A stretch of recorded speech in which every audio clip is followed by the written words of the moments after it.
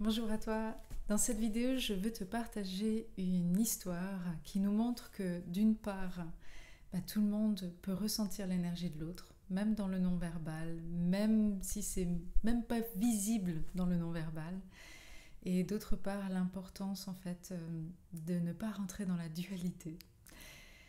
Samedi dernier, il était 5h moins quart et il me manquait un ingrédient pour la recette de cuisine du soir. Donc je suis allée à pied à l'épicerie juste à côté. Et en fait, entre où j'habite et le magasin, il y a en fait une cour d'école. Et en passant devant la cour d'école, je vois 4 enfants. Et un des enfants, en fait, embêté. Donc il embêtait un autre enfant, mais pas de la manière très agréable. C'était pas que verbal, il lui faisait mal en lui appuyant sur les épaules. Et puis bien sûr, l'autre enfant, il faisait rien, il rigolait parce qu'on sentait que ben, pour être aimé et accepté, j'accepte que l'autre me fasse du mal. Et comme j'étais pressée, je marchais assez vite et je voyais la scène devant moi.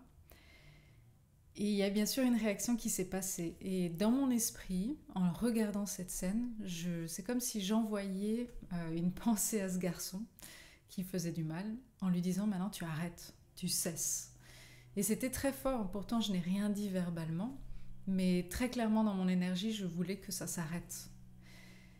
Puis je continue mon chemin parce que je vois qu'en effet, il y a quelque chose qui a changé.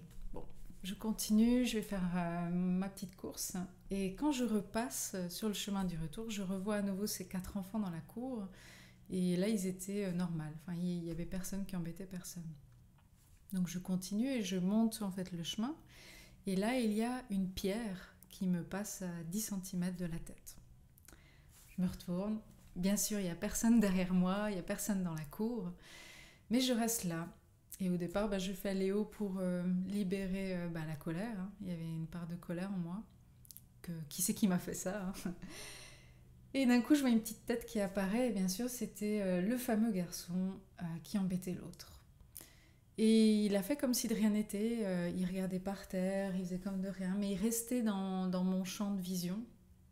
Et je restais, je le regardais, je ne bougeais pas.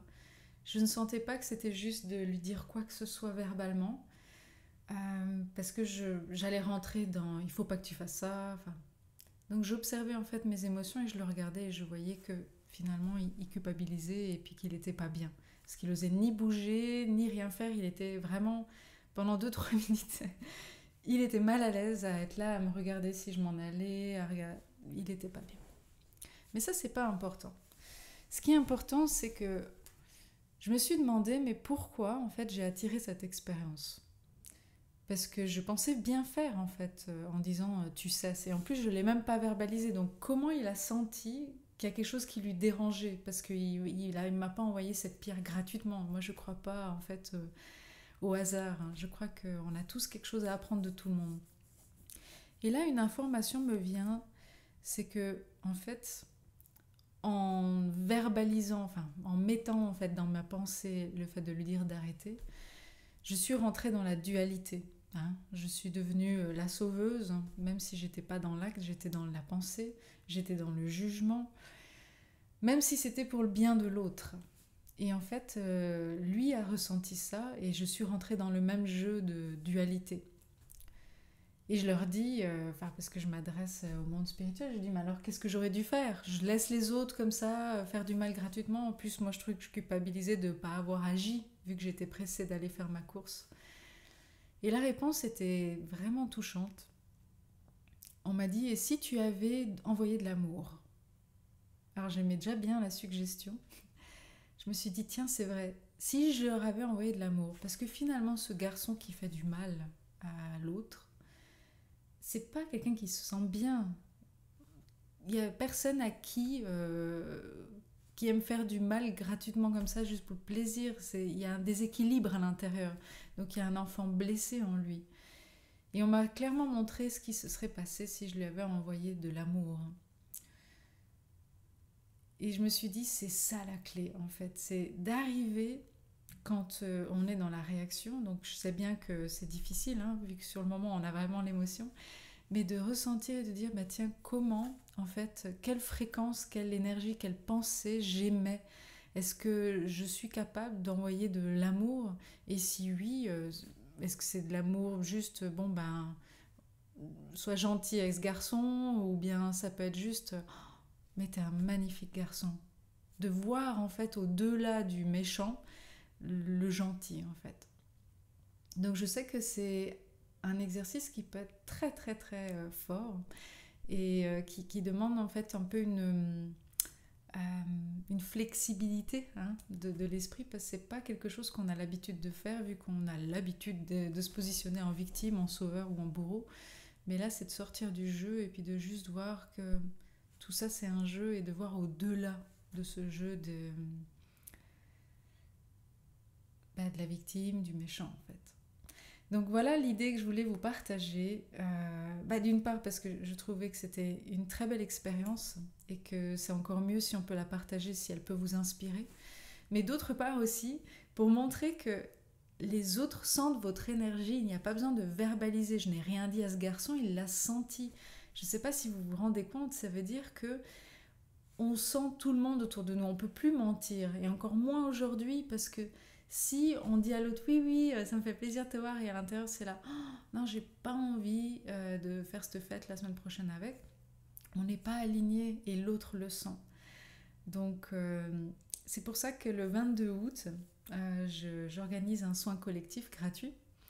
Et en fait, dans ce soin, on va recevoir ces fréquences pour nous aider à sortir de la méfiance hein, avec les autres, de voir les méchants autour de nous, et de commencer en fait à voir que l'autre c'est moi et moi c'est l'autre, et ce que je fais à l'autre, je me le fais à moi-même, de pouvoir vraiment agrandir encore cette perception que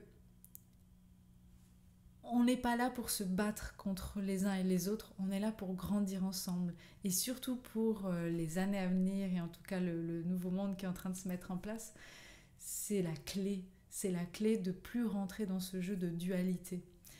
Donc toutes les informations, elles sont sur mon site, sur le thème et les fréquences qui vont être canalisées ce jour-là. Mais en tout cas, vous êtes tous bienvenus pour recevoir ça. Et si d'ici là, cette histoire vous a parlé, essayez de voir à quel moment, quand vous êtes dans des situations en tant qu'observateur, hein, dans la rue, ou bien en tant qu'acteur dans vos relations professionnelles, privées, familiales, c'est la même chose, d'observer et de voir combien en fait on juge et combien on veut interagir, et combien en fait on pose un jugement avec notre pensée, et si on peut en fait la transformer en juste aimer l'autre, aimer au-delà. Ça veut pas dire que j'aime voir le garçon qui fait du mal, ça veut dire j'aime ce garçon qui est enfoui tout à l'intérieur de cette réaction de vouloir faire du mal à l'autre, et d'arriver à l'aimer. Parce que si moi j'arrive à envoyer de l'amour et à toucher ce cœur de ce garçon-là, lui aussi va pouvoir le retrouver. Donc je sais pas, moi j'ai envie de jouer le jeu, et j'ai vraiment accepté cette proposition de faire ça. Et si ça vous dit, pourquoi pas on essaye. Et si vous avez des réponses ou des expériences qui vous sont arrivées après, partagez-les moi par email ou mettez-les en commentaire dessous la vidéo, parce que c'est par les histoires en fait qu'on peut s'inspirer aussi les uns et les autres. Donc avec joie de vous lire. Voilà. Bon, je vous souhaite un très bon été, je vous souhaite de vous recharger les batteries, de vous sentir bien et de vous écouter comme toujours. Je vous souhaite le mieux. À très bientôt, au revoir.